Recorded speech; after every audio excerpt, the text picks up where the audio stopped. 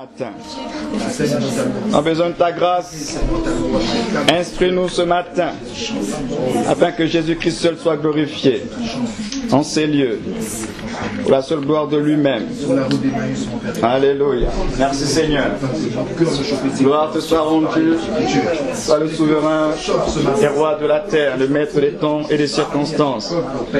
Te bénissons Seigneur Dieu ce matin parce que tu es Dieu égal à toi-même.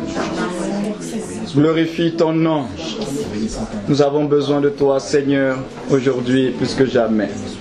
Au nom de Jésus-Christ de Nazareth, notre Seigneur et notre Rédempteur, nous avons ainsi prié et ensemble on peut dire Amen. Amen. Amen. Que Dieu vous bénisse. Que la paix soit avec vous. Donc sans plus tarder, nous allons rentrer dans sa parole. Nous allons revenir sur notre passage de base que nous avons commencé dimanche passé, Jean chapitre 10. Nous sommes en train de partager sur la voie du bon berger. La voie du bon berger. Jean chapitre 10.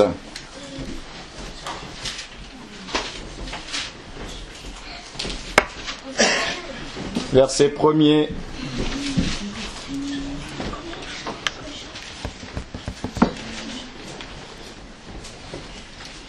La parole de Dieu déclare, oui, je vous le dis, c'est la vérité, si quelqu'un n'entre pas par la porte dans l'enclos des moutons, mais s'il passe par-dessus le mur à un autre endroit, c'est un voleur et un bandit.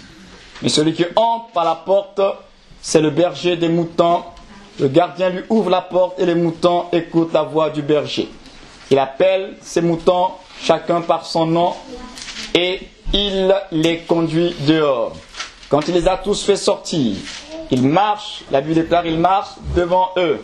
Et ces moutons le suivent parce qu'ils connaissent sa voix.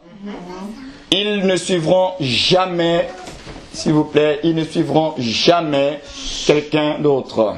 Au contraire, ils fuiront loin de lui parce qu'ils ne connaissent pas la voix des autres personnes. Nous allons dans le livre, l'épître de Hébreux, Hébreux chapitre 1. Hébreux chapitre 1, verset 1. Hébreux chapitre 1, le verset 1.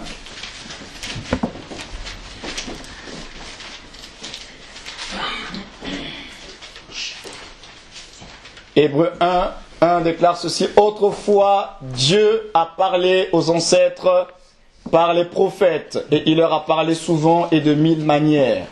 Maintenant, en ces jours qui sont les derniers, Dieu nous a parlé par son Fils. C'est par ce Fils qu'il a créé le monde. Et c'est lui que Dieu a choisi pour entrer en possession de toutes choses.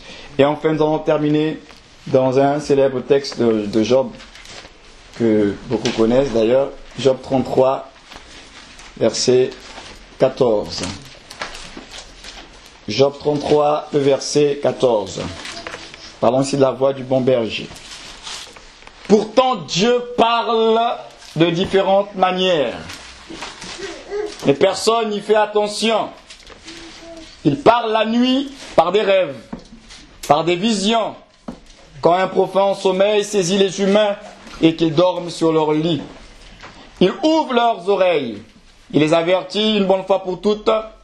Il veut détourner les humains de leur manière d'agir et les empêcher d'être orgueilleux.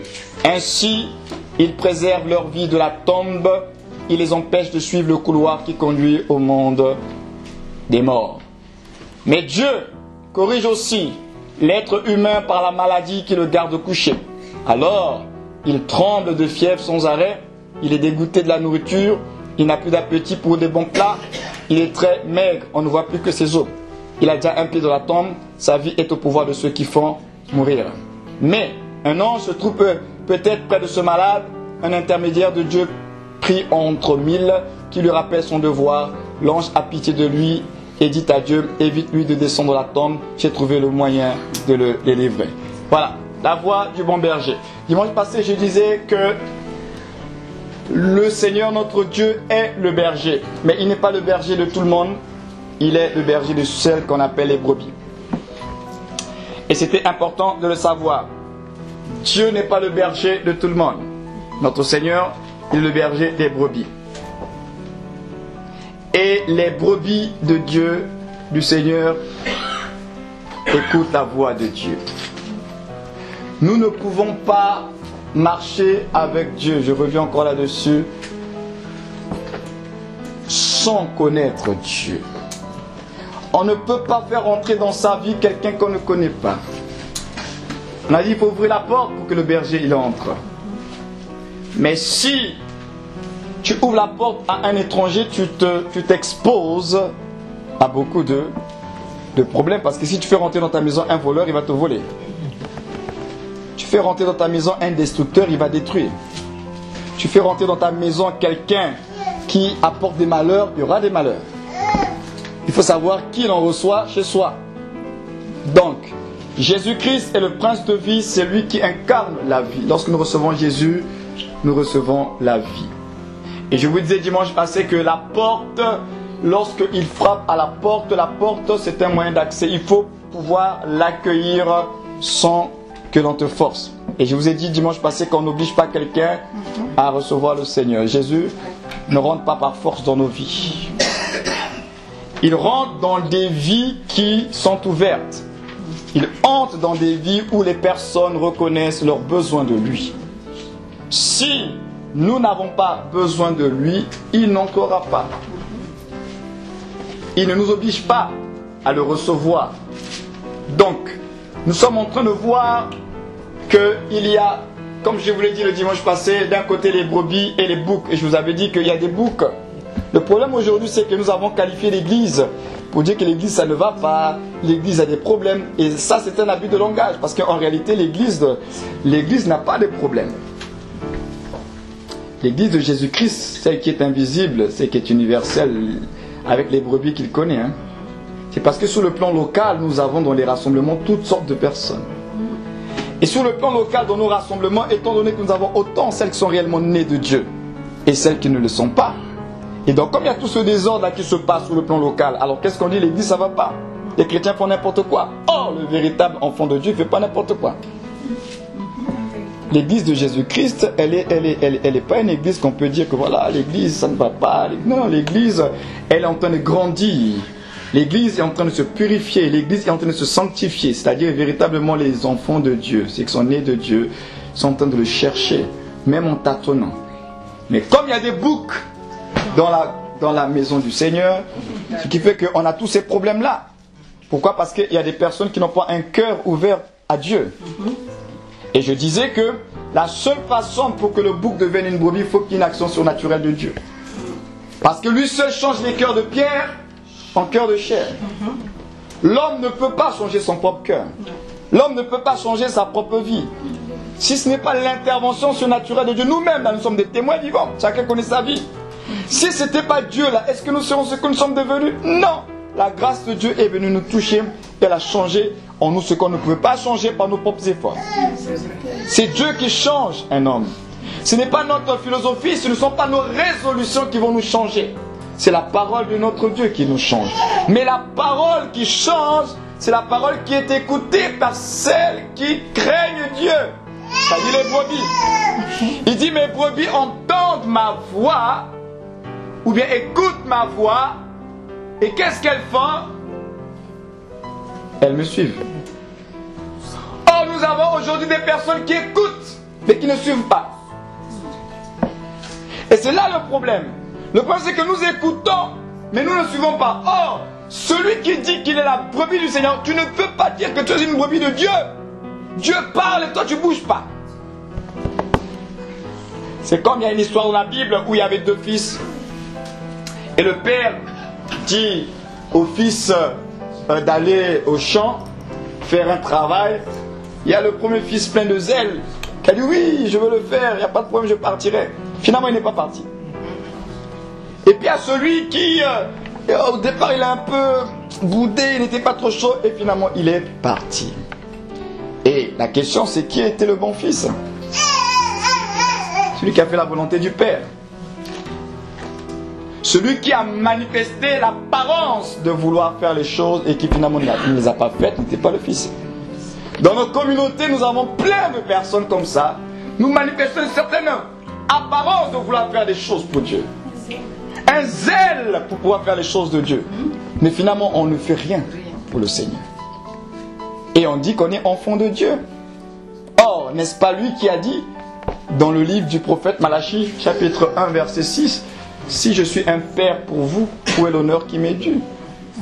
Si je suis un maître pour vous, où est la crainte qui m'est due ?»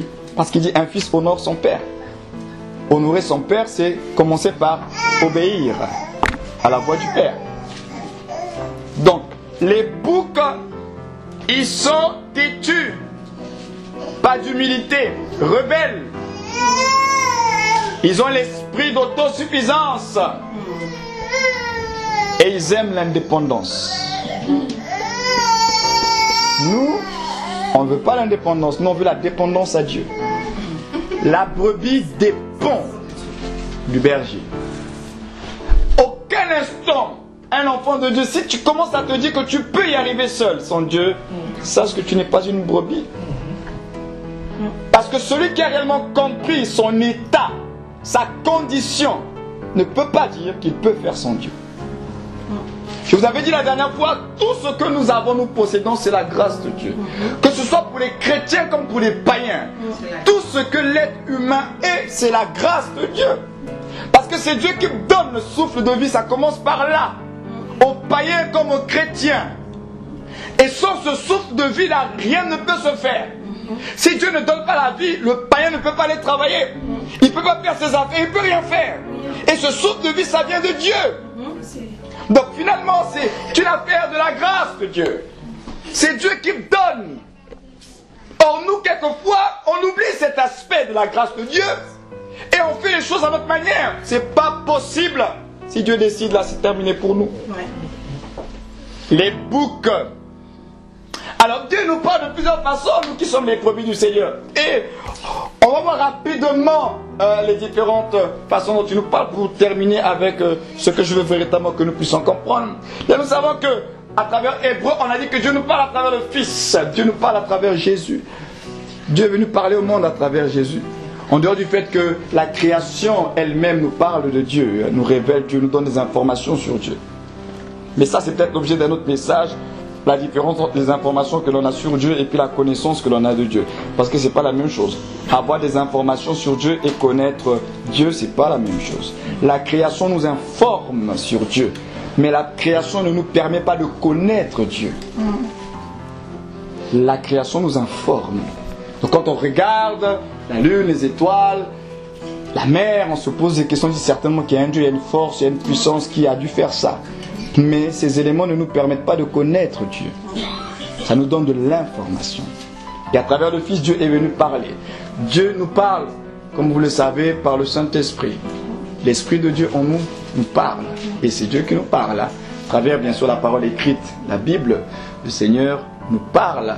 Il nous parle, comme on l'a vu dans Job, à travers des songes, à travers des visions. Dieu nous parle à travers la prophétie. Ça, je le dis comme ça, pêle-mêle.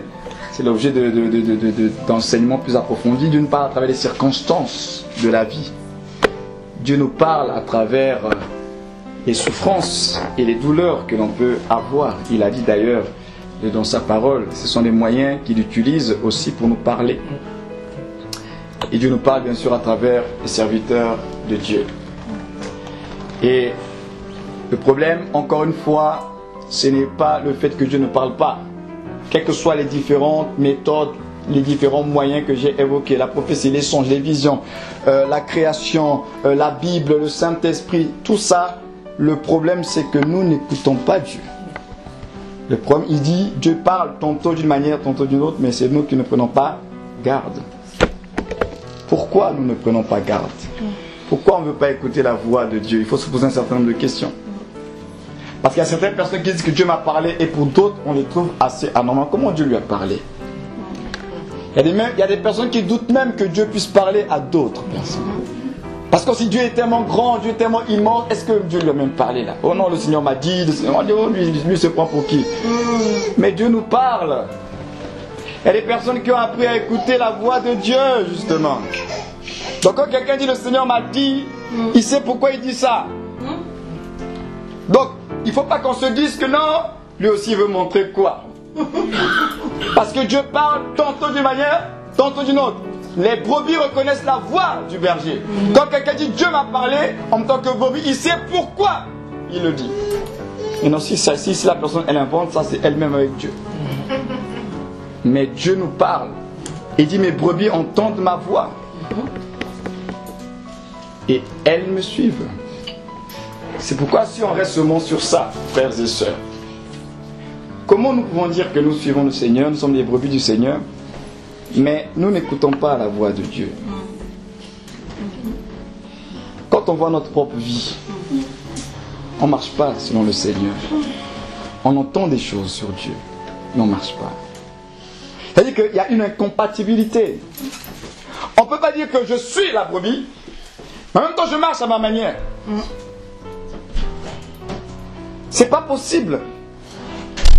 Nous avons des faiblesses, c'est vrai, mais en nous appuyant sur Dieu, même si c'est en tâtonnant, nous restons dans les voies de Dieu. Mais on ne peut pas dire qu'on appartient à Christ, on est une brebis de Dieu, et nous marchons différemment de la voie de Dieu. C'est un problème aujourd'hui dans l'Église. Il dit mes brebis, il dit mes brebis, et il ajoute quelque part, il les connaît toutes par leur nom. Il connaît chacune de ses brebis. Hein.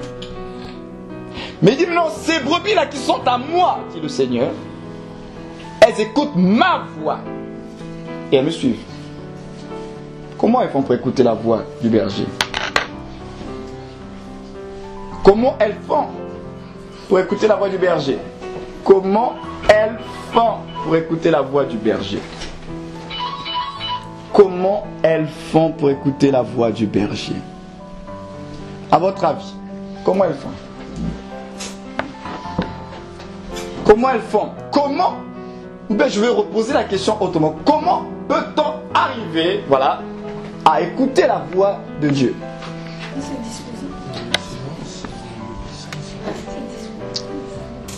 En se disposant dans le silence, dans l'obéissance. Comment un enfant reconnaît-il parmi toutes les voix des mamans la voix de sa mère? C'est-à-dire qu'il peut y avoir plusieurs personnes qui parlent, mais l'enfant arrive à détecter dans tous ces bruits-là la voix de sa maman ou de son père. C'est dû à quoi? La relation qu'il a avec nous. La relation, le lien qu'il y a entre les deux. La proximité qu'il y a entre les deux. Et c'est à travers ce lien, cette proximité, cette relation, cette intimité-là, que l'enfant parvient, parmi 10 000 voix, à reconnaître la voix de sa mère. Question. Nous disons que nous sommes enfants de Dieu. Nous devons être donc à mesure d'écouter la voix de notre Père. Et nous avons évoqué sur le plan naturel que c'est par une proximité, une communion, par un lien, une identification avec notre géniteur. C'est à partir de là que nous pourrons écouter la voix de Dieu.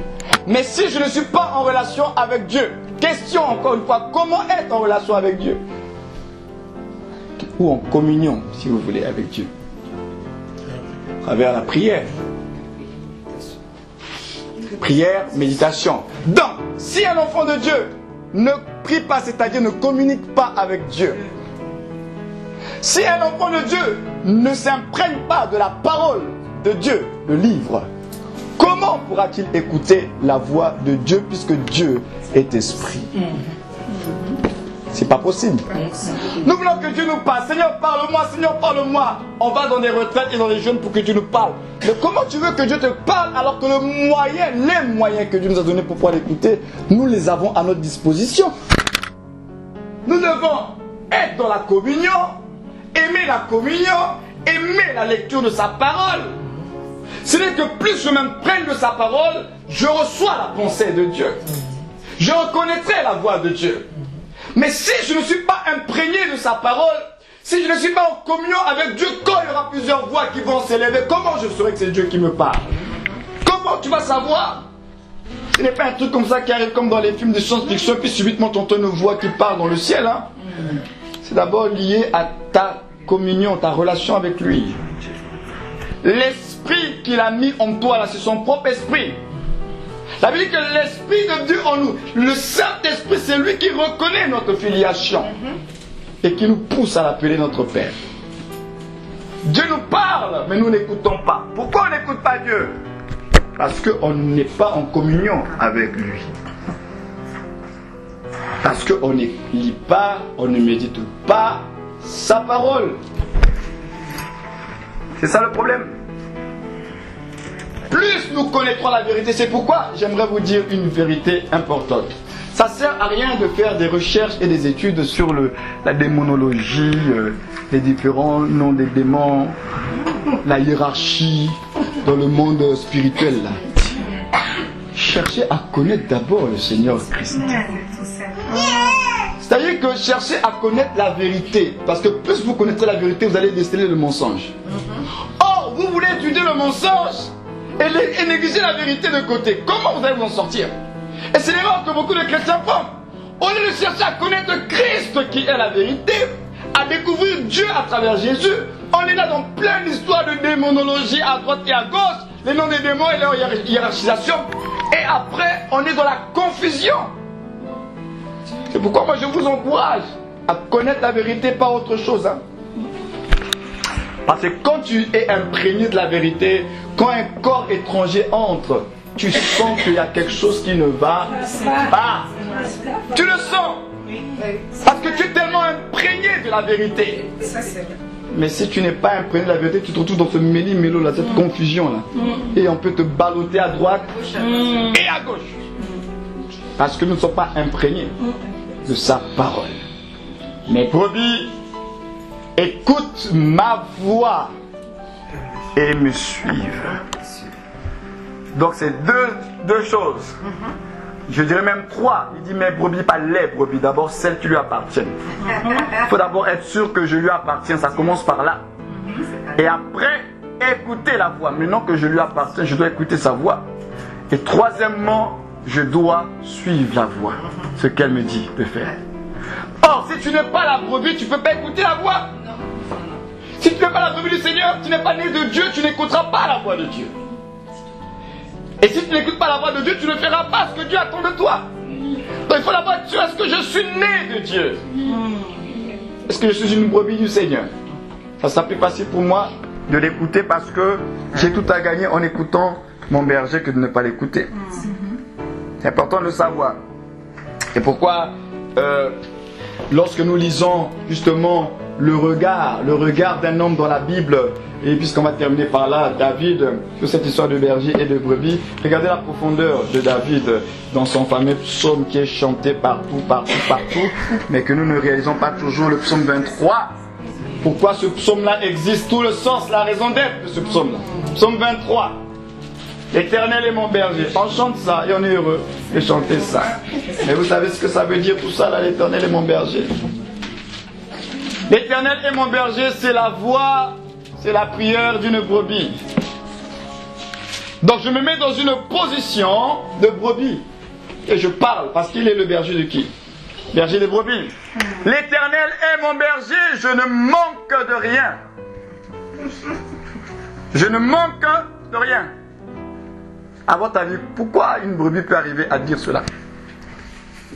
Parce qu'elle connaît une confiance. Il y a la capacité de son père. Elle connaît. Elle a confiance, elle a une confiance totale. Totale. Cette confiance est le résultat de la communion. Communion, de la révélation. Parce que j'ai expérimenté. Comment je peux dire que je ne manquerai de rien sans avoir expérimenté cela? Ne fût-ce que une fois. C'est ça le problème. Je vous avais dit que Dieu ne peut pas nous demander d'avoir la foi sans qu'il suscite cette foi. C'est ça qui est la révélation. Donc, quand quelqu'un dit que je ne manquerai de rien, c'est qu'il a déjà expérimenté quelque chose sur lequel il s'appuie. Parce que d'un côté, il y a l'information, il y a la révélation écrite. Mais également il y a la révélation personnelle que tu as avec Dieu. Je ne manquerai de rien. Je ne manquerai de rien. C'est une affirmation qui est forte. Hein? Je ne manquerai de rien. Il n'a pas dit un peu, hein? Il dit de rien. Ça veut dire que tous les domaines de sa vie, tous les aspects de sa vie, à cause de son berger là, il ne manquera de rien. Pourquoi? Parce qu'il est le Yahvé Jireh, le Dieu qui pourvoit. Il me fait reposer dans des champs d'herbes vertes. Il me fait reposer. Mon repos vient de qui? Mon repos vient de lui. Il me fait reposer. Ça veut dire que le conflit et la guerre ne seront pas toujours là. Il y a un temps de guerre, il y a un temps de paix également. Amen. Regardez la vie d'Israël.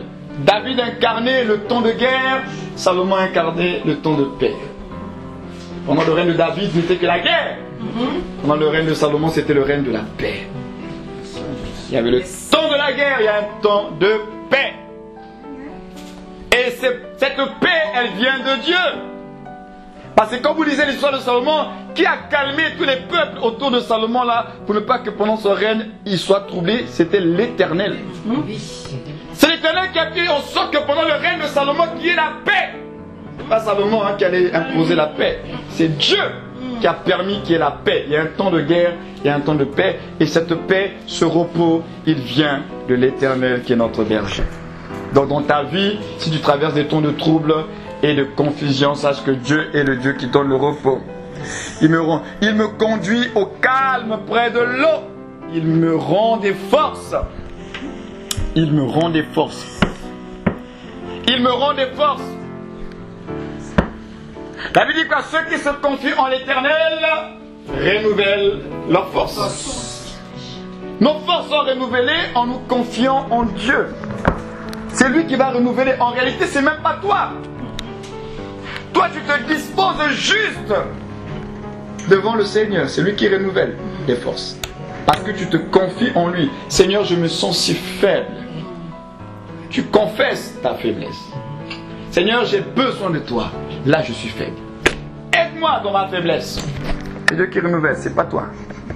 Toi, tu restes dans sa présence et tu laisses Dieu travailler.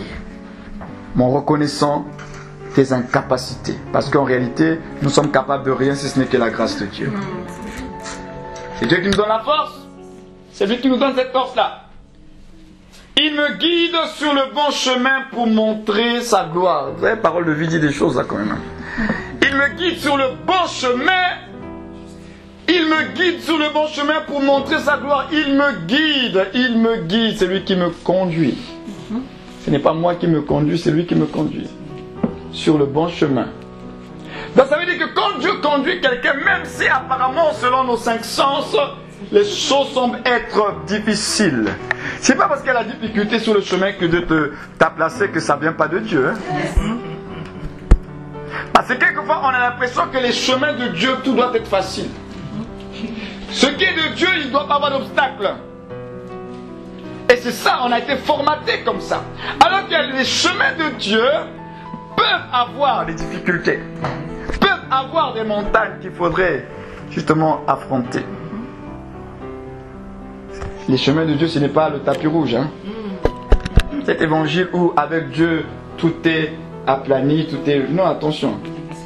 La fin d'une chose vaut mieux que son commencement. Avec Dieu, c'est vrai que c'est la victoire, c'est le succès. Hein? Mais pour arriver là-bas, hein, le chemin de Dieu, interrogez les gens de la Bible. Demandez au père Abraham, demandez au frère Job, demandez au frère Joseph, demandez-les à Isaac. Il n'avait rien fait, il a cherché l'enfant, ça ne venait pas. Hein, pendant beaucoup d'années. Demandez à ces gens-là. Les chemins de Dieu ne sont pas des chemins aussi faciles que vous le pensez. Ah oui, ce n'est pas des chemins aussi faciles.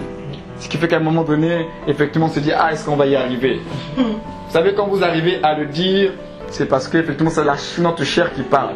Parce que finalement, on se rend compte en nous-mêmes que les choses de Dieu, là, on ne peut pas. Si c'est pas lui, hein. Si c'est pas lui, là, on ne peut pas. Il enlève seulement son esprit, là, c'est fini, hein. On n'aura même pas besoin d'attendre une semaine hein, pour complètement se dévier de Dieu. On ne peut pas vivre pour Dieu sans son esprit et sans sa grâce. C'est pourquoi on a dit, Seigneur, aide-moi, soutiens-moi, Seigneur, j'ai besoin de toi. On ne peut pas, je vous assure, il a dit, sans moi, vous ne pouvez rien. On ne peut pas. Réalisons notre incapacité au plus profond même du terme. On ne peut rien faire. On ne peut pas vivre dans l'indépendance où je vais essayer sans Dieu. Non, je ne peux rien faire. Même les choses qui sont simples. Il y a des personnes, même des choses qui sont simples, faciles à faire, elles n'y arrivent pas. Et elle ne comprend pas, mais comment se fait-il que tu es chrétien, hein? Mais les choses les plus simples, là, tu as du mal à faire. Pourquoi? Peut-être que Dieu a vu que tu comptais sur toi-même. Il dit, bon, je vais lui montrer que même la chose la plus simple, là, je vais lui faire comprendre que même ça, là, si c'est pas moi, là, elle ne va pas y arriver. Hein? Elle n'y arrivera pas. On a besoin du Seigneur. Même si je traverse la sombre vallée de la mort, je n'ai peur de rien. Seigneur, car tu es avec moi. Même dans la vallée de l'ombre de la mort. Ton bâton de berger est près de moi. Il me rassure. Tu m'offres un bon repas sous les yeux de mes ennemis. Tu verses sur ma tête de l'huile parfumée. Tu me donnes à boire en abondance. Oui, tous les jours de ma vie, ton amour m'accompagne et je suis heureux. Je reviendrai pour toujours dans la maison du Seigneur. Ça, c'est ce qu'on pourrait intituler, si vous voulez, la prière d'une brebis. Celui qui parle, c'est une brebis qui parle de son berger. La question que nous devrons nous poser ce matin, est-ce que nous, si nous étions à la place de cette brebis-là, nous dirons les mêmes choses? Il dit, elles écoutent ma voix et elles me suivent et elles ne suivront pas un étranger. C'est lui qui conduit nos vies. On dit qu'il les fait sortir et après se place devant elles pour montrer la direction. Il ne montre pas la direction en étant derrière elles. Non. Il se place devant elles pour montrer la direction. Et ça, l'Éternel est mon berger. L'Éternel est mon berger. Est-ce qu'il est ton berger? En même temps, c'est une forme de suicide à la manière des hommes, notre relation avec Dieu, parce que l'affaire de la foi, là, tu vas faire confiance à Dieu que tu ne vois pas. Et là, on revient avec l'horizon invisible là, de l'avion. Tu ne vois pas avec tes 5 sens, mais tu dois faire confiance. C'est une obligation. Pourquoi? Parce que si tu ne fais pas confiance, tu mourras. C'est à toi de choisir. Tu veux vivre? La seule option, c'est de faire confiance. Tu ne veux pas vivre, alors appuie-toi sur tes 5 sens et tu mourras. Nous n'avons pas le choix. Est-ce que nous voulons vivre? Oui. Alors, faisons-lui confiance. Or, la confiance, c'est pas seulement quand les jours sont ensoleillés comme aujourd'hui. La confiance, c'est en tout temps, même quand tout est sombre. Et c'est la partie la plus difficile, vous savez, quand tout est sombre, de faire confiance à Dieu. Parce que quelquefois, on a l'impression qu'on est seul et on veut y arriver, on veut faire les choses tout seul. Alors qu'il veut que nous soyons dépendants. Que nous soyons dans l'addiction. Addiction de Dieu. Drogué de Dieu. Possédé par Dieu. Complètement rempli de lui. C'est ce qu'il veut. Addiction. Plus qu'une drogue. Parce que l'abus de Dieu n'est pas un péché, c'est même bon. Les TTS là, c'est même bon.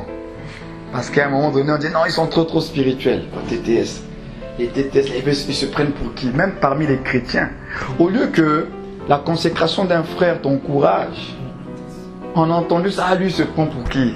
Mais lui, il a compris certaines clés, certains principes que tu n'as pas compris. Lui, il s'attache sur son Dieu. Et il y a des fruits dans sa vie. Et toi, tu dis à lui, il se prend pour qui? Non, c'est pas il se prend pour qui. Et d'où on a collé cette étiquette-là de TTS à certains. Et c'est pas venu des païens, hein? L'affaire des TTS, ça, c'est pas les païens qui ont sorti ça, ce sont les chrétiens entre eux. Hein. C'est entre nous-mêmes, là. Oh, ils sont trop spirituels. Ben oui, la spiritualité, l'abondance de spiritualité, entre guillemets, elle est bonne. C'est pas ça. On n'a pas dit d'être mystique. Mais nous devons être en communion. Un enfant de Dieu, il est spirituel. Je ne sais pas s'il y a des degrés de spiritualité, mais on est spirituel. C'est un abus de langage. Ou on est spirituel ou on ne l'est pas. Hein. Il n'y a pas de trop spirituel et puis de moyennement spirituel. On est spirituel ou on ne l'est pas. Les fruits de l'esprit sont déjà évidents. Il n'y a pas à dire non, on dirait que ça... Non. Nous devons apprendre à écouter la voix de notre berger. C'est important. Maintenant, s'il n'est pas notre berger, à ce moment-là, il faut chercher à ce qu'il rentre dans nos vies pour qu'il prenne la direction. La voix du bon berger. Écoutez pour suivre. Écoutez pour pratiquer sa parole. Tu n'écoutes pas, ou bien tu écoutes juste. Alors, que dit la Bible? Je vais même lire une parole, ça me revient dans l'esprit. On va aller dans Hébreu. Ça me revient maintenant à l'esprit, je n'avais pas prévu ça.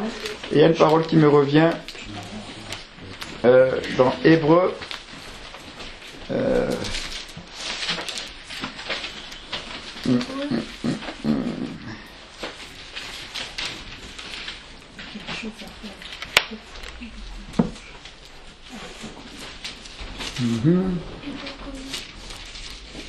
La parole me revient. Donc je cherche le bon passage.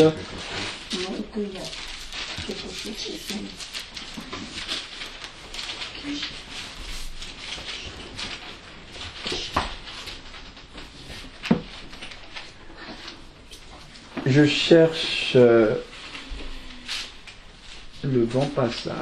La parole est dans ma tête, mais je veux vous donner la bonne référence.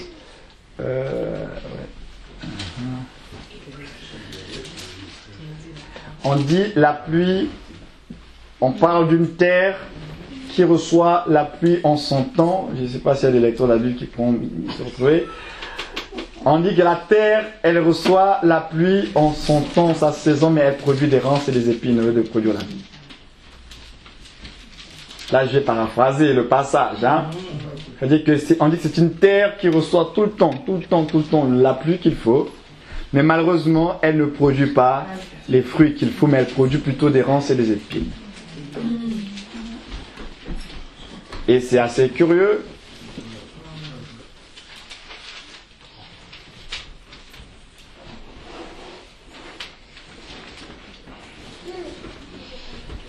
Et dans...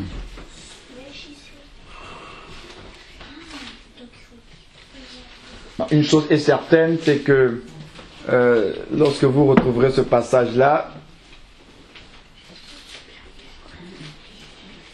c'est vrai qu'avec quand tu as une Bible que tu utilises de temps en temps, tu ne te retrouves pas trop. Hein? C'est là.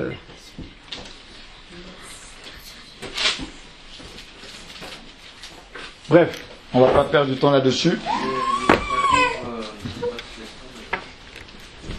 Hébreu. Hébreu, chapitre 6. Tu es dans le chapitre 6. Non, ouais. 6, 2, c'est le. J'ai lu ça sur le 4. À partir du 4. En effet, ceux qui ont été une fois éclairés ont goûté au don céleste. Jusqu'à 7, j'ai retrouvé, oui, c'est ça. Esprit, dont goûter de la bonne parole de Dieu aux puissants. Ah oui, c'est au 7. Oui, c'est verset 7. Si, les 100, on peut lire. Et qui pourraient pourtant sont tombés. Il est impossible de les ramener une nouvelle fois à changer d'attitude. Puisqu'ils crucifient de nouveau pour eux-mêmes le Fils de Dieu et déshonorent publiquement. Lorsqu'une terre arrosée voilà.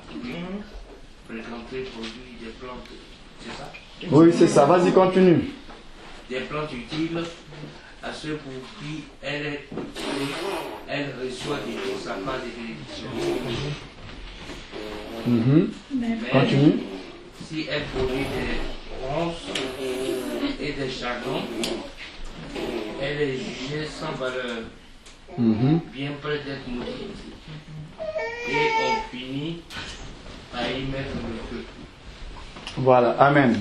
Voilà, c'est le passage que je voulais nous lire. Merci le Seigneur pour avoir orienté Pépé sur les bons versets, parce qu'il y en avait tellement là. Donc voilà, prenons l'exemple d'un champ, sa terre boit l'eau des nombreuses pluies qui tombent. Elle produit des plantes utiles à ceux qui la font cultiver. Alors Dieu bénit cette terre, mais si elle produit des buissons d'épines et des chardons, elle ne vaut rien. Dieu va bientôt la rejeter et on finira par y mettre le feu. Et il y a des attentes, et ça, je terminerai par là. J'aimerais vous dire que Dieu a des attentes de tous ceux qui écoutent sa parole. Lorsque nous recevons la parole de Dieu, les attentes de Dieu, c'est que cette parole doit porter du fruit. Parce que la parole de Dieu est la semence de vie. Et c'est pas possible que ce que Dieu a planté ne porte pas son fruit. Donc nous avons une responsabilité, nous qui sommes de Dieu, de permettre à ce que la semence de Dieu porte son fruit. C'est là où nous devenons responsables de ce que Dieu nous donne. Parce que Dieu nous donne le moyen de manifester la vie. Mais le moyen que Dieu nous donne de manifester la vie, qu'est-ce que nous en faisons? Nous avons le choix d'entretenir, de cultiver, comme de laisser faire les choses. Il faut entretenir, cultiver. Ça nous ramène au jardin d'Éden. Dieu a planté un jardin appelé Éden, à l'Orient. Maintenant, il dit à l'homme de cultiver ce jardin-là et de l'entretenir. Donc, Dieu a investi, Dieu a planté sa vie, sa semence en nous. Mais ce que Dieu a planté en nous, Dieu nous demande de le cultiver pour que la vie soit manifestée. Et c'est là que justement beaucoup de chrétiens se trompent et sont sages à leurs propres yeux. Parce que nous allons rendre des comptes à Dieu de tout son investissement dans nos vies. Dieu a investi des choses en nous. Nous avons découvert des choses de Dieu. Qu'avons-nous fait de tout cela? De toutes ces paroles. On dit que Seigneur, je suis ton enfant, je t'appartiens. Seigneur, parle-moi. Tu veux que Dieu te parle encore alors qu'il t'a déjà parlé, tu n'as pas écouté, tu n'as pas obéi. Ce qui fait qu'aujourd'hui, il y a certaines personnes qui veulent que Dieu parle. Seigneur, parle-moi. Mais Dieu t'a déjà parlé. Tu n'as même pas écouté, tu n'as même pas fait déjà les premières choses. Tu veux que Dieu te dise encore quoi? Voilà dans notre quête de recevoir des instructions spirituelles que le diable il profite de ça. Bon, comme elle veut des réponses, je passe par le faux. Et après on entend de vous dire que Dieu m'a parlé. Non, Dieu est juste. Dieu si t'a déjà parlé sur une chose bien précise, tu n'as pas encore fait la chose là. Soit il va te rappeler la même chose. Mais tu veux que Dieu te parle, Seigneur, parle-moi pas. Mais les premières paroles que tu as reçues, qu'est-ce que tu en as fait? Qu'est-ce que tu as fait? Je vous ai toujours dit, et ça doit être clair dans votre esprit, Dieu n'est pas bavard. Dieu ne parle pas parce qu'il veut parler. Dieu parle de façon précise, avec un but bien précis. Dieu ne s'amuse pas à parler parce qu'il veut parler avec nous. Et lorsque Dieu t'a déjà parlé, surtout quand il t'a donné une orientation, si tu étais sûr que ça venait de Dieu, et que tu n'as pas encore bougé là, vous règle d'abord ce problème-là avec cette parole que tu avais reçue, bouge, mets-toi en mouvement. Mais ne t'attends pas à ce que Dieu te parle encore, parce qu'il t'a déjà parlé. Le premier, il est là. Beaucoup de chrétiens veulent que le Seigneur parle-moi, parle-moi.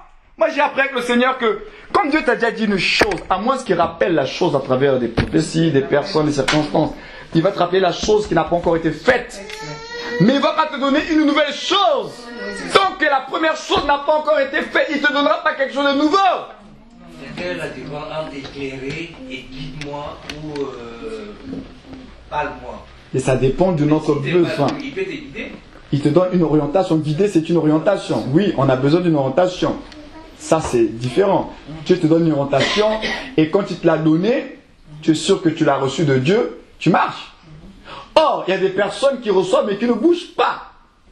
Le problème, il est là. C'est qu'il y en a qui disent qu'ils ont reçu de Dieu mais qui ne bougent pas. Qui attendent, je ne sais pas, comment ça va se passer pour que Dieu confirme. Non. Mais Dieu, quand il donne une orientation, si tu es sûr que ça vient de Dieu, alors applique. Quand Dieu t'avertit d'une chose et que tu n'as pas pris garde, Dieu va reprendre l'avertissement. Il va passer par plusieurs canaux, le fond sera le même, la forme va changer. Mais ça sera, il veut te parler de la même chose. Mais il change juste la forme et le moyen par lequel il va passer. Et quand tu as capté que là c'est le message de Dieu, bouge. Parce qu'on ne peut pas écouter les instructions de Dieu en étant assis et on ne bouge pas. Lorsque le roi Josaphat a prié le Seigneur parce qu'ils étaient attaqués par 3 royaumes, Dieu lui a donné des réponses, Dieu a rassuré son serviteur, mais Dieu lui a dit, je vais combattre et tout ça, là, vous n'allez pas faire grand chose. Mais il a quand même dit au roi, lève-toi et puis vous allez quand même aller vers votre adversaire. C'est Dieu qui allait combattre, mais il a quand même dit à ce roi, lève-toi et allez-y. Il sait que ce n'était pas eux, hein, mais il leur demande à eux de poser un acte. C'est de se lever et d'aller. Comprenez? Donc, aujourd'hui, quand Dieu t'a déjà parlé, fais attention quand on demande à Dieu de nous parler. Seigneur, parle-moi. Maintenant, la question que tu devrais te poser, est-ce que tu es sûr que Dieu t'a pas déjà parlé pour la chose que tu demandes? Je veux plus de précision. D'accord, il est souverain. Il peut te donner plus de précision. Hein. Mais s'il y a des choses, ça doit commencer par là, et je vous laisse cette réflexion-là. S'il y a des choses, vous qui êtes ici présents, que Dieu vous avait demandé de faire, vous étiez convaincu que ça venait de Dieu, de l'Esprit de Dieu, et que vous ne les avez pas encore faites, je vous encourage à les faire maintenant. Ça, je vous dis la vérité. Hein. Moi, je m'en vais pendant 3 semaines. Là. Et les broutilles, je ne sais pas si Jésus va revenir d'ici là ou pas, mais je suis en train de vous dire. C'est le conseil que je vous donne. Si dans votre âme et conscience, il y a des paroles, il y a des recommandations, il y a une direction, il y a des avertissements que vous avez reçus du Seigneur, ça remonte à 1 mois, 2 mois, 3 mois, 6 mois, et vous êtes conscient que vous n'avez pas encore bougé, le conseil que je vous donne, mettez-vous en mouvement. Pourquoi? Parce que vous ne le ferez pas avec votre force. Ce que Dieu attend de vous, c'est de mettre le premier pas. Posez le premier pas. Tout à l'heure, on a écouté des témoignages des personnes qui ont demandé des